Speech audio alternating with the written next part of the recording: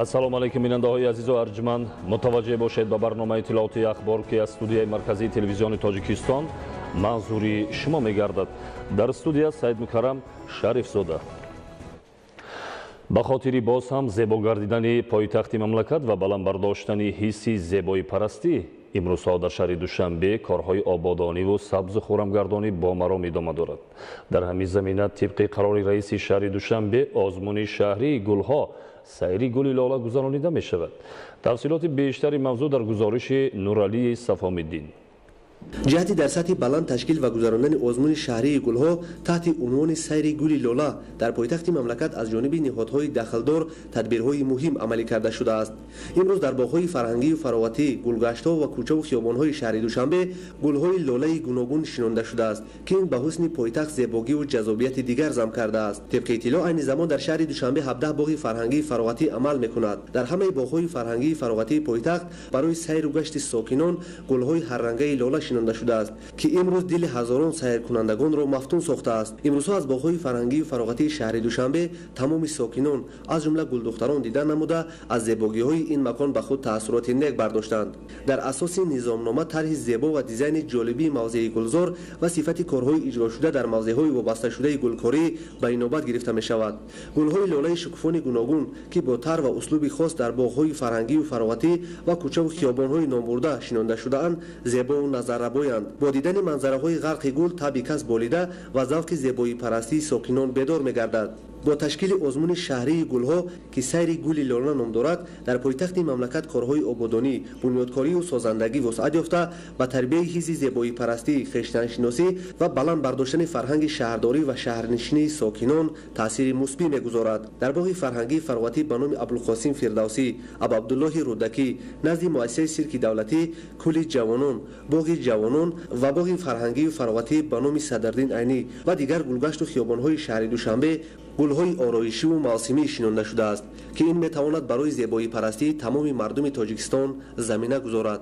дар роҳраву гулгаштҳои боғҳои фарҳангии фароватии мазкур гулҳои лола ва дигар гулҳои мавсимӣ шинонда шудааст ки ин аз омодагии ҳамаҷонибаи масъулон ба озмуни сайри гули лоларо шаҳодат медиҳанд. корҳои кабудизоркунӣ, сабзгардонӣ ва шинондани гулҳои лола ва мавсимӣ дар боғҳои фарҳангию фароватӣ ба номи Абдуллоҳи Рудакӣ, боғи майдони парчами давлатӣ, нишони давлатӣ, боғи Ирам, боғи фарҳангии фароватӣ ба номи Садрдин Айнӣ ва дигар хиёбону гулгаштҳои ҳудуди ноҳияи Исмоили Сомонӣ низ вусъат ёфта ин мавзеъҳои истироҳатию фароватӣ тамошобоб гардонда шудаанд. мақсад аз баргузор кардани озмуни сайри гули лола эҳёи анъанаҳои ниёгон дар самти эҳтиром ба тамоми зебогӣ, ободонӣ ва хуррамии муҳити атроф, бедор намудани муҳаббати сокинони шаҳр ба гулпарварӣ, ҳифзи мероси табиӣ ва дар ин замина ҷалби сайёҳону рушди соҳаи сайёҳӣ дар ҷумҳурии Тоҷикистон мебошад. умуман дар 4 ноҳияи шаҳри Душанбе омодагиҳо барои гузарондани озмуни шаҳрии гулҳо сайри гули лола дар сатҳи зарурӣ бароҳмода шуда корҳои ободонӣ, сабзгардонӣ, шинонидани гулҳои лола бо тару услуби замонавӣ, оро додани мавзеъҳои истироҳатӣ вусъат дода мешавад. Нуралии Сафомиддин, Абдурозиқи Собир, Неқадами Нуралӣ барои барномаи ахбор. тараққиёт, пешрафт ва рушди рӯзафзуни ҷомеа рӯз то рӯз талаботро бо қувваи барқ бештар мегардонад. коршиносони масоили иқтисодӣ бар он назаранд ки истифода аз таҷҳизоти камасрафи барқӣ ба буҷаи ҳар оила манфиати иқтисодӣ меорад ва ҳамзамон барои таъмини мунтазами дигар бахшҳои хоҷагии халқи мамлакат бо нерӯи барқ заминаи асосӣ мегузорад. талаботи замон тақозо менамояд ки имрӯз шаҳрвандон бояд маърифати баланди истифодаи самараноку мақсадноки барқро фаромӯш насозад. доир ба ин мавзӯъ Нуриддини Қурбон ва Аҳлиддини Карим гузориш медиҳанд. сарфакорона истифода бурдани нерӯи барқ ва пардохти саривақтии ҳаққи истифодаи он нишонаи маданият ва масъулияти баланди шаҳрвандии ҳар сокини кишвар буда кори муназзами шабакаҳои барқӣ ба он вобаста аст. бо чӣ қадар зиёд шудани тавоноӣ яъне онро бояд мо бо манфиат истифода барем. яъне дар истифодабарии нерӯи барқ яъне бояд фарҳанги худро дошта бошад. умуман гирем дар тамоми дар истеҳсолот, дар интиқол, дар истифодабарии энергияи электрикӣ бояд сарфаҷӯии энергияро мо ҷорӣ намоем. ин ҳам бошад бо истифодаи таҷҳизотҳои нав, яъне таҷҳизотҳои камасраф, бо истифодаи технологияҳои нав, яъне технологияи пешрафта ки یعنی آنها امکانات میدهند تلف نیروی برق را کم نمایند. یعنی هر یک کیلووات نیروی برق با منفعت استفاده شود. سال تا سال شماره کارخانه و تشکیلات، بناهای استقامتی، معیشی و خدمترسانی در مملکت زیاد می‌گردد. این حالت طلبات را به نیروی برق نیز افزایش خواهد داد. کارشناسان صرفه‌کارانه و مقصدناک استفاده کردن قوه برق و تجهیزات برقی را در شرایط امروزه مهم و سریع معنیداد می‌کنند.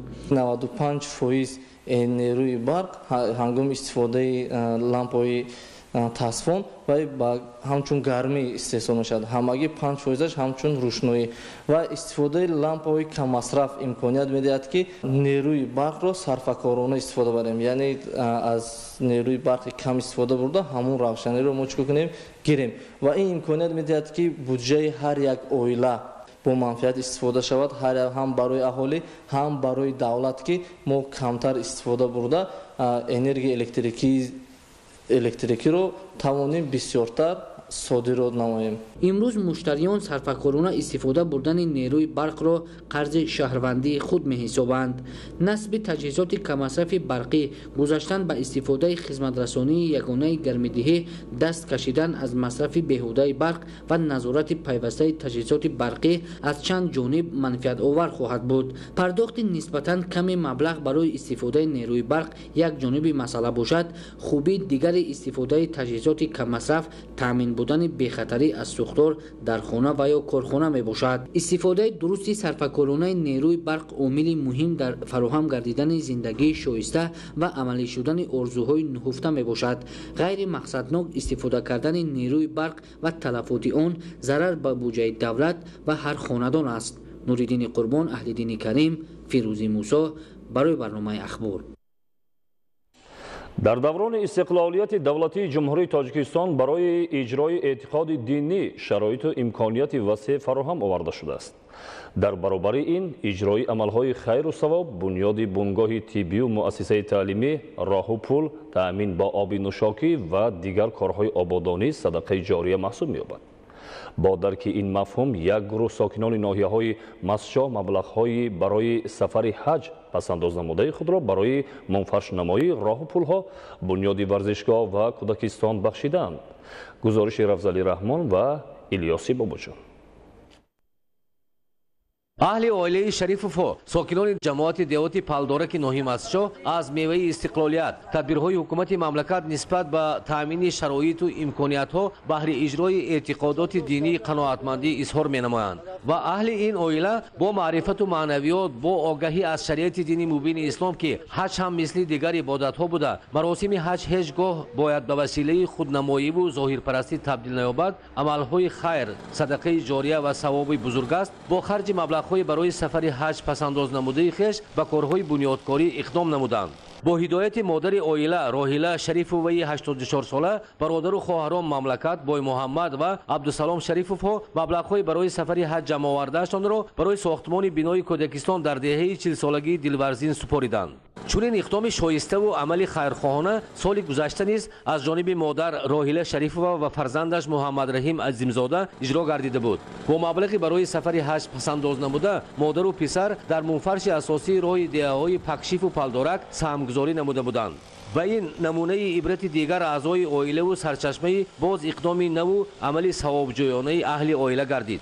بنای کودکستان در دهه با لایحه عبارت از 2 آشیانه برای تعلیم و تربیت 80 نفر کودکان از جانب شرکت ساختمانی نوحی مسجد با مبلغ 600,000 سومانی ساخته می شود. قسم مبلغ ساختمان کودکستان دهه را مبلغ‌های از حساب سفر حج خیر کرده 4 نفر اعضای عائله شریفوف با سروری مادر راحله شریفوف تشکیل می دهد. کارهای ساختمانی در این مؤسسه تا مکتبی با وسعت جریان دارد. همچنین راه دهه در شفت کودکستان نو با سهم مادر راحله شریفوف و پسرش صاحبکار مؤسس جمعیت سوغدراه محمد رحیم عظیمزاده نوسازی و منفرش اساسی کرده می شود. دیگر اعضای عائله اقدام نمودند که در سالهای 2019-2021 سالهای رشد دهات، سیاحی و هنرهای مردمی و بهر سهمگذاری به استقبال سزاوار جشن 30 سالگی استقلالیت دولتی یک مرکز خدمترسانی با تالار ورزشی و میدان ورزشی بنیاد نمایند. مقامات اجرایی حاکمیت دولتی نوحی مسجد این اقدامهای اهل عائله شریفوف را بهر رشد دهات دستگیری برای جدا نمودن قطعه زمین زیر ساختمان مساعدت نموده است. واقعا تشبثکار همین سخاوت و همین آبادکاری مادر من بود که سنشان 84 سال درآمدیان و همین تشبث ما اهل عائله خانواده دستگیری کردن. و چنانکه که میبینید همان سرجم در همین انشاءات خوبی تعلیمی و تربیوی تا مکتبی حضور داریم. وفق طرحش لایحه‌اش به انجام میرسانیم. در جماعت دهاتی پالدورک اقدام باز یک عائله در بنیادکاری‌های آبادی و رشد دهات شایسته عبرت است. سال گذشته زن و شوهر سید مراد و خاصیت سیدوف با صرف مبلغی برای سفر حج جمع آورده راه کوچه دهه تبوشن، راه کوچه به نام اسم‌الدین صالحوف را منفرش و آباد و سبز و خرم نموده بودند. برادر سید مراد سیدوف سید مقیم سیدوف اقدام نمود که از حساب مبلغی برای سفر حج پسنداز نموده است در مکتب رقم 13 جماعت دهاتی پالدورک با خرج 400,000 سومانی میدان ورزشی بنیاد می نماید. کارهای زمینی و ته‌کرسی در این انشاءات ورزشی آغاز شدند. دیگر اعضای این عائله در کارهای بنیادکاری در ناحیه مسجد سهم ارزنده دارند. نخستین میدان ورزشی با سهم صاحبکار اعضای عائله بنیاد اسماعیلوف در شهرک بوستان بنیاد گردیده بود و به نزدیکی پل بالای سوی را به سمت دهه 40 سالگی دلورزین اهل این عائله ساخته و استفاده دادند. ساکنان دهه به این عمل خیر سید مقیم سیدوف و دیگر اعضای این عائله پیروی نموده تصمیم گرفتند که با کار دست جمعانه برای مکتب دهه تالار ورزشی نیز بنیاد نمایند. با تشبث به واسطه سخاوتمند دیار سیدوف سید مقیم و همچنین با تشبث مردم محل دو انشاءات مهیاتاً مهم، یک میدان خرد ورزشی و دیگر تالار ورزشی ساختمان ادامه دارد. تا سال تحصیل 2019-20 این انشاءات‌های مهم به استفاده داده خواهند شد.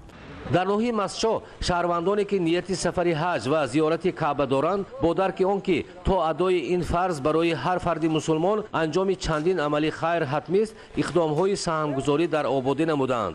در دهه آبردان زن و شوهر ماموربک و مبارک نظرف‌ها در تعمیر کلی و نوسازی بنای کودکستان رقم 5 دهه سهمگذاری می‌نمایند. خواهران گلچهرماه میرزایوی و خیالماه پرتابووا بنیاد و مجهزگردانی 3 گروه تعلیمی تربیوی و آباد نمودن صحن و حدود مؤسسه تعلیمی تا مکتبی رقم 12 دهه عزیز آباد را بر دوش گرفتند. کارهای سازندگی و آبادانی در کودکستان با اشتراک خواهران، اهل عائله و ساکنان دهه جریان دارد. اهل دهه این اقدام این زنان با معرفت دهه را شایسته ارزیابی می‌نمایند. واقعا هم تشبث این دو زن عالی همت دهه باعث دستگیری است، چون که آنها نیت دارند که پیش از همه ده آنها آباد باشد، در تربیت کودکان سهم گذارند. چون این اقدام و عملهای خیر و ثواب بهر آبادی راهها، بنیاد پلها، تامین آب نوشاکی به دهه‌ها، بنیاد تالار و میدانهای ورزشی، صنفخانه‌های علاوگی در مؤسسه‌های تحصیلات میانه عمومی، ساختمان مؤسسه‌های تا مکتبی اهل دهه‌ها را بهر سهمگذاری در کارهای آبادی هدایت و راهنمایی می‌نماید. چون این عمل دست جمعانه در نوسازی راه اساسی، ساختمان جویبار و راهروی بتونی در دهه زرافشان جماعت دهاتی مسجد با شرکت فعالانه و روحی بولیده اهل دهه وسعت دارد. همگان با درک بلند وطندوستانه شکرگزاری از شرایط‌های فراهم آمده ارزنده بهر آبادی هر دهه ناحیه مسجد سهمگذاری می‌نمایند. رمزعلی رحمان، الیاس باباجان، ناحیه مسجد برای برنامه اخبار. در ولایت سوخت اقدام‌های آبادانی و بنیادکاری‌ها از جانب سخاوتپیشگان پیروان زیاد پیدا می‌کنند. نوسازی 4 کیلومتر راه در دهه شمس‌آباد ناحیه باباجان غفوروف و منفرش‌سازی 1 کیلومتر راه دهه کروشی ناحیه اسپیتامین از جمله چنین اقدام‌ها به حساب می‌رود. گزارش خبرنگاران ما. دهه شمس‌آباد جماعت دهات اسماعیل ناحیه باباجان غفوروف را پل بالای سه‌راهه ادرسمان با راه اتومبیلگرد اساسی منطقه پیوست کرد. این پل ماشینگذر با سهم و اقدام شخصی سخاوتپیشه با صرف مبلغی برای سفر حج جمع آورده ساکن دهه فن نفیقوف و با سهم و اشتراک اهالی بنیاد کرده شده است. ساکنان دهه شمس‌آباد بعد بنیاد پل ماشینگذر دیگر کارهای سازندگی و آبادانی را ادامه می‌دهند. اهل دهه اعلان سالهای 2019-2021 سالهای رشد دهات، سیاحی و هنرهای مردمی را خوش پذیرفته بنیاد یک سلسله انفراساختار دهات را به نقشه گرفتند. طبق نقشه در دهه مرکز سلامتی، بنگاه طبی، حمام، سرتراشخانه، کاشانه، حسن، خط آب نوشاکی، بنیاد و تعمیر و نوسازی و راههای همه کوچه‌های دهه آباد کرده می شود. نوسازی راههای دهه از راه کوچه اساسی به مسافه 4 کیلومتر آغاز گردید. این راه به منفرش اساسی تیار کرده می شود. هموار کردن و بنیاد ته‌کرسی راه و شغل پوشکنی به صفت خوبی کار منفرش کنی امکانیت می دهد. ساختمان ته‌کرسی راه شغل پوشکنی با اشتراک بیش از 500 نفر ساکنان دهه در حشر دسته‌جمعانه ثمره داد. در کارهای هموارکنی شغل، تعمیر جویبار و آبادی شفط راه تکنیک‌ها استفاده می‌شوند. تکنیک‌های معاصر راهسازی با مساعدت مقامات اجرایی حاکمیت دولتی ناحیه باباجان غفورов تامین گردیده، چند نفر ساکنان دهه دیگر تکنیک‌های هموارکنی، باربرداری و بارکشانی را همچون سهمشان در آبادی دهه استفاده می‌برند. چنین تدبیرها و اشتراک فعالانه ساکنان دهه بود که در روزهای حشر دسته‌جمعی حجم زیادی کارهای تعمیر راه اساسی و آبادانی کوچه و محله انجام یافتند. این کارهای آبادانی در ایام نوروز عملهای شایسته و اجرای عنعنه‌های نکوی جشن باستانی میباشد. در جماعت شهرک نوکت، جماعت دهات به نام ترسون الجبای و کروش ناحیه سپیتامین کارهای آبادانی و بنیادکاری وسعت یافته. در این دوره فصل بهار که ایام تازه‌کاری هاست، در جماعت شهرک نوکت راههای پیاده‌گر سفالت‌پوش، بناهای استقامتی رنگ و بار، مغازه و ایستگاه‌های نقلیاتی کنار راه نوسازی گردیدند. برابر اقدام‌های حکومت جمهوری در آبادانی و بنیادکاری، تعمیر و منفرش راه و نوسازی کوپروک برای فراهم آوردن شرایط بهتر زندگی به اهالی، ساکنان نیز با درک بلند مسئولیت شناسی در آبادی دیار سهم می‌گذارند. ساکن جماعت دهات کروش ناحیه سپیتامین محمد علی عمرعلیف اقدام نمود که مبلغ پسنداز خود و همسرش را که برای ادای حج جمع‌آوری نموده است برای آبادی راه دهه صرف نماید. با اقدام این مرد سخاوت‌پیشه 1 کیلومتر راه کوچه به نام ابوعلی ابن سینا جماعت کروش منفرش اساسی کرده شد که کارهای منفرش راه را کارگران و متخصصان مؤسسه نگهداری راه‌های اتومبیلگرد ناحیه با جلب تکنیک‌ها و قوه اهل محله انجام دادند و امروز اهل دهه از این کار نیک خرسند و قناعتمند میباشند. محمد علی عمرعلیف که امروز دوره پیری میراند، چون این کار آبادی راه و کوپروک، بنیاد مکتب کودکستان، کمک و دستگیری به نیازمندان را وظیفه انسانی هر یک شهروند ارزیابی نموده، پیشرفت آبادی کشور را از مهنت اهلانه، اقدام‌های دسته‌جمعانه می‌بیند که دوره به دوره باعث رشد دهات، باز هم بالا رفتن سطح زندگی اهالی می‌گردد. محمود احمدزاده، دلشاد یوسفی، ولایت سوق برای برنامه اخبار. خیرخواهی و نکوکاری و سرمایه‌گذاری در آبادی محل و در مجموع دیار یکی از ارزش‌های وطن‌دوستی هر یک شهروند بوده باعث حل مشکلات جایداشته ساکنان می‌گردد. چند تن از ساکنان وطن‌دوست و احسانکار چنین تدبیرها را روی دست گرفته با سازندگی و بنیادکاری و انجام دادن عملهای خیر و ثواب در رشد محلی زیستی خود و آبادی آن کمر همت بستند. گزارش خدایداد رجب و اسکندر سید از ناحیه کوشانیان.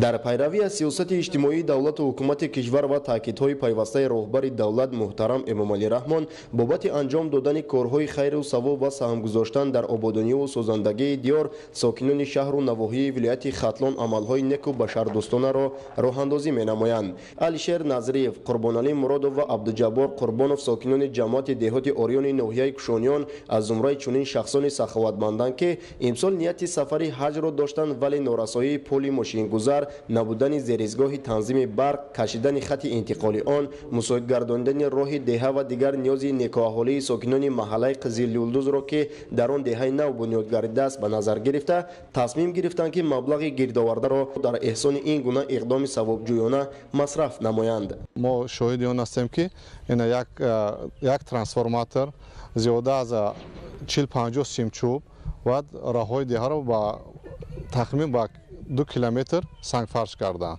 از حسابی مبلغ حج رفتن، حج نرفتن و در آبادانی همون محله صرف کردند. حقیقتا پیش وقت در اینجا والنگور بود، ویران بود، گذشتن نمیشید، ماشینا گذشتنش قیم بود. دو شهروند همین دهه خب مقصد حج روی داشتن لیکن همون را نکرده برای خلق من بهبودی مثال کوپر کردن. حاضر همه میناداری اصرار میکنن. به همین مناسبت ساکنین جماعت دهات زرگر ناحیه خالق جان کریموف نیز با مقصد سهمگذاری در رشد دهات از حساب پسنداز علاوگی خود در ساخته با استفاده دادن پل ماشینگذاری دهه خود که مشکلات اساسی برای ساکنان به شمار میرفت در بنیاد آن صرف نمود. در بعضی دهها بعضی نفرانی هستند که مبلغ حج میرفتگیشون در آبادانی همون دهه خود صرف کرده ایستادند. از جمله در دهه کیروف جماعت زرگر یک کوپروکی ماشینگذار ساختند، درون جویبارها را بتون پوش کردند، راههای دهه را سنگ فرش کردند. طی солҳои охир ашхоси хайрхоҳу савуҷӯб дар баробари дасти кӯмак дароз кардан ба табақаи ниёзманди ҷомеа, ҳамчунин дар корҳои ободониву созандагӣ ба монанди бунёди иншооти таъиноти гуногуни иҷтимоӣ, бунгоҳҳои тиббию синфхонаҳои иловагӣ, сохтани роҳу пулҳо ва таъминоти эҳтиёҷоти сокинон бо оби ошомиданӣ саҳм мегузоранд. ин иқдоми нек аст, хайр аст. ин мисол ҳар кас ин кора намекунад. ман ҳамина фикр кардан раҳмат ба ҳама одамое ки ҳамира фикр кардану як некӣ кардан. ин беҳбудии кор аст. албатта 2-3 нафар ба мо муроҷиат кард ки мо ҳаҷ намеравем, маблағи ҳаҷро барои ободонӣ тибқи гуфтаи ислом садақа ҷория ки як ҳаёт аз пушти ҳамин кори кардагист ба вай савоб мерасад. мусаллам аст ки бо зиёд гардидани чунин ташаббусҳои созандаи шаҳрвандӣ ва саҳмгузорӣ дар ободонии диёр бегумон ҳар гӯшаи меҳани азизамон ободу зебо гашта дар як маврид шароити шоистаи зиндагӣ муҳайё мегардад. худододи раҷаб, искандари саид, ноҳияи кушониён, ахбор. акнун таваҷҷӯҳ намоед ба хабарҳои хориҷи кишвар. дар яман аз бемории вабо ки дар натиҷаи нооромиҳои дохилӣ ва мушкилии норасоии оби тозаи нӯшокӣ хуруҷ кардааст, 190 нафар ҳалок шуда, садҳо каси дигар мубталои ин бемории сироятӣ гардиданд. боришот ва обхезӣ дар Таиланд сабаби харобиҳои зиёд шуд. шарҳи пурраи хабарҳо. дар Мозамбик шумораи гирифторони бемории вабо ба зиёда аз 1000 нафар расида, аз ин беморӣ аллакай 1 нафар ҳалок шудааст. дар ин бора намояндагони вазорати тандурустии ин кишвар хабар доданд. сабаби хуруҷи бемории вабо дар Мозамбик тӯфон ва обхезӣ мебошад. 2 ҳафта қабл дар Мозамбик тӯфони Идай ва боришот ба амал омада буд. бар асари офати табиӣ дар Мозамбик, Малави ва Зимбабве беш аз 760 нафар ҳалок шуда, садҳо каси дигар бенишон гардиданд. ба ҷуз бемории вабо аҳолии Мозамбикро гуруснагӣ таҳдид мекунад, зеро дар натиҷаи тӯфон ва боришот ҳосили зиёда аз 700 000 гектар заминҳои корам нобуд шудааст.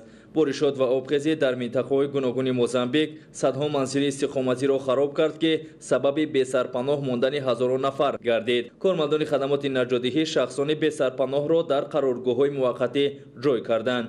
тӯфони Идай бештар бар шаҳри Бейраи Мозамбик зарар расонд. офати табиӣ қариб 95% шаҳри мазкурро хароб кардааст. намояндагони барномаи умумии ҷаҳонии озуқаи Созмони Милали Муттаҳид ба аҳолии Мозамбик ки аз тӯфони Идай зарар диданд кӯмак ирсол мекунанд.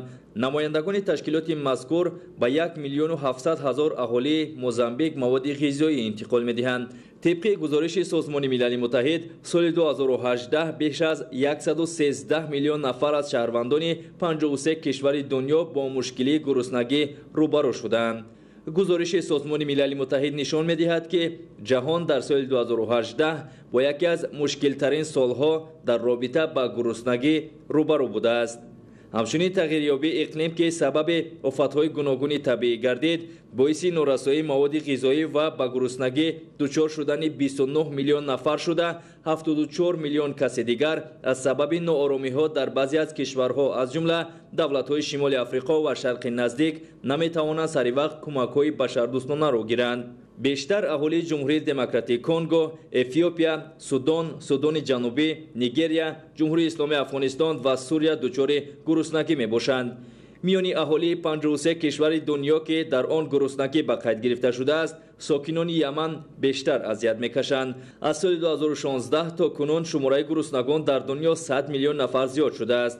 در گزارش سازمان ملل متحد همچنین درج گردیده است که 831 میلیون اهالی کشورهای گوناگون دنیا با مشکل گرسنگی روبرو هستند.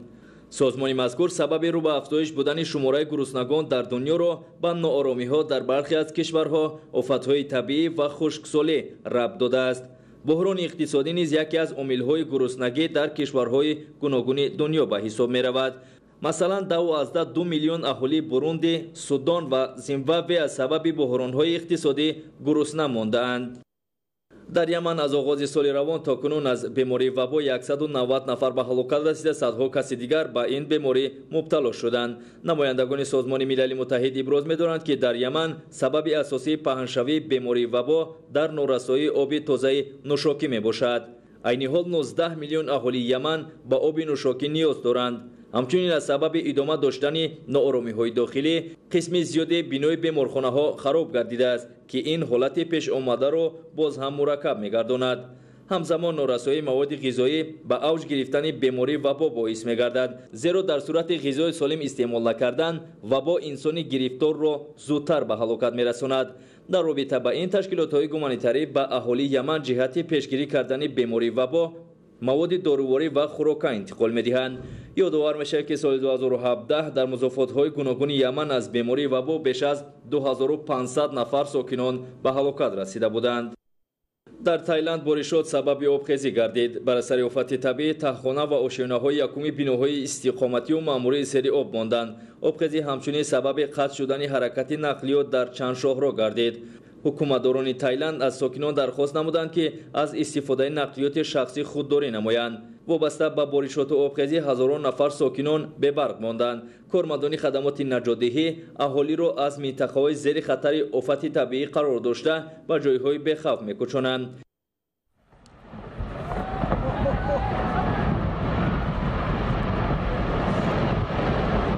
дар Исландия об ва якбора хароб шудани пораи бузурги пирях сабаби мавҷи 2 метраи об шуда гурӯҳи сайёҳонро ки машғули аксбардорӣ буданд ба ҳарос овард. сайёҳон барои ғарқ нашуданашон тавонистанд сари вақт фирор кунанд. коршиносон иброз медонанд ки сабаби асосии об шудани пиряхҳо ин дар гарм шудани ҳаво ва тағйирёбии иқлим мебошад. дар ин робита кормандони хадамоти дахлдор аз сокинон ва сайёҳон дархост намуданд ки дар ин мавсим ба пиряхҳо наздик нашаванд. дар кони иттилои музофоти Санчес Кариони Перу хуруҷи гази заҳрнок сабаби марги 8 нақбкан шуда чанд касе дигар заҳролуд гардиданд. кормандони хадамоти дахлдор нақбканони зарардидаро ба беморхона интиқол доданд. ҳукуматдорони Перу бар расонаҳо хабар доданд ки нақбканон дар кони тилло ғайриқонунӣ фаъолият мекарданд.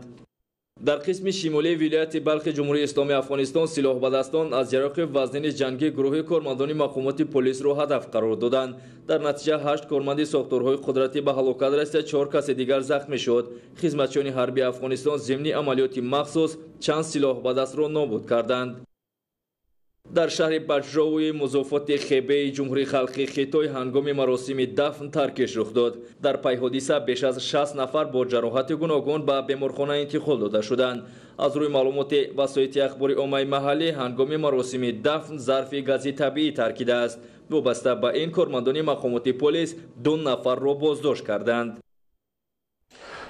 идомаи ахбор. таъмини бозори истеъмолӣ бо маҳсулоти аз лиҳози экологӣ тоза ва хушсифату бехатар яке аз ҳадафҳои аслӣ дар самти пешниҳоди ғизои солим мебошад. истифодаи дурусту ба мавқеи ғизо дар солимии инсон нақши муҳим дорад. аз ин рӯ мутахассисон тавсия медиҳанд ки ғизои аз ҷиҳати экологӣ тоза истеъмол намоянд ва хӯрокҳои чарбудор ки боиси бемории фарбеҳӣ мегарданд худдорӣ намоянд. гузориши Наврӯзшоҳи Азизуллоҳ. қабл аз ҳама аз истеъмоли ғизои солим манша мегирад. таъкид мекунанд мутахассисон. ғизои солим чист ва чиро дар бар мегирад? дар таркиби ғизои солими ин одами миёнасол миқдори сафеда 60% ин миқдори сафеда бояд бошад. 30% бояд ки миқдори вай бошад, миқдори чарб бошад. 10% ҳамагӣ ангишто бошад. ба ғайр аз ин бояд ки миқдори бофтаҳои растанигӣ, клетчатка мегӯянд, бофтаҳои растанигӣ ниҳоят зиёд бошад.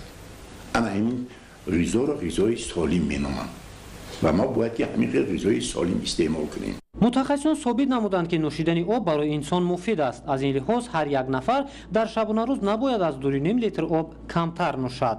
ҳар шахсе ки пагои аз хоб бедор мешавад, пеш аз он ки шустушӯ кунаду пеш аз он ки варзиш кунаду бояд 1 стакон оби ҷӯшомадагӣ нӯшад. албатта шаб монда 1 стакон об. ба ғайр аз ин бояд як шабонарӯз одам то 2.5 литр об нӯшад. аз 2.5 литр об кам бояд нанӯшад одам. барои чӣ дар кори пагои об нӯшидан? барои он ки он луобҳое ки дар даҳон, дар сурхрудаву меъда ҷамъ шудан дар шабонарӯз, ҳамун оби пагои менӯшем мо ҳамун об шуста мебарад, даҳона мешӯяд ва меъдара мешӯяд. ҳангоми истеъмоли ғизо бояд ба хӯрдани сафеда, сабзавот ва меваҷот афзалият дода шавад. аз ҷониби дигар мутахассисон таъкид мекунанд ки агар шахс худашро ба воситаи ғизо табобат кунад, барои муроҷиат кардан ба табиб зарурат намемонад. боқироти бузург гуфтанд ки доруи ман бояд ғизои ман бошад, ғизои ман бояд доруи ман бошад. яъне шумо чунин ғизое истеъмол бояд кунед ки ва ғизо барои шумо дору бошад ва бигзор ки тамоми умр тамоми бемориҳои худро бо ғизо табобат кунед, на ба воситаи дору. хӯрдани ғизо ҳар гунае набошад андоза дорад. бештар маврид пурхӯрӣ шахсро ба бемориҳои гуногун гирифтор месозад. хӯроки шом бояд чанд соат қабл аз хоб хӯрда шавад. то сер кардана умуман хӯрок истеъмол накунед. ним сер шудед хелед аз сари дастархон. барои чӣ? барои он ки баъди 20 дақиқа ҳамон овоз аз меъда меравад ба мағзи сара меравад ки ман сер шудам баъди 20 дақиқа. барои ҳамин нимсер бошед агар бисёр хуб мешавад. ҳар нафаре ки мехоҳад солим бошад истеъмоли дурусти ғизоро риоя кунад. барномаи иттилооти ахбор хайр, тансияту хонобод бошед. бо барномаҳои телевизиони Тоҷикистон бимонед.